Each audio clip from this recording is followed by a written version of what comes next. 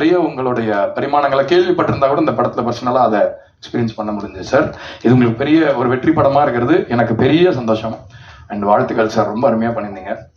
And Muruganandam என்னுடைய பழைய tea friends இருப்பாங்க சில பேருக்கு. டீ குடிக்கணும்னா ஒரு ஃப்ரெண்ட் இருப்பான் தெரியுமா, அந்த மாதிரி எப்பயுமே நான் டீ குடிக்கணும்னா அவரை கூப்பிட்டுருவேன். நைட்லலாம் வந்து ஒரு மணி 2:30 மணிக்கெல்லாம் போயிட்டு டீ எல்லாம் குடிச்சிக்கிட்டு சினிமா பத்தி பேசிக்கிட்டு அவர் பேசுவார், நான் பேசுவேன்.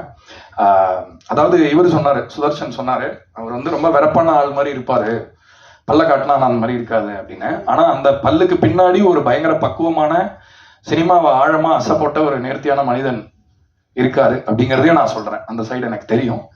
ஸோ ஒரு நல்ல, அதான் சொல்றேன், சினிமாக்காக வாழணும்னு வந்தவங்க எல்லாம் வந்து இந்த மாதிரி ஒரு கதாபாத்திரம் பண்ணும்போது இந்த கதாபாத்திரத்துக்கு ஒரு ஸ்பெஷல் கிடைக்குது. ஸோ முருகானந்தம் ஐயா ரொம்ப சந்தோஷம்.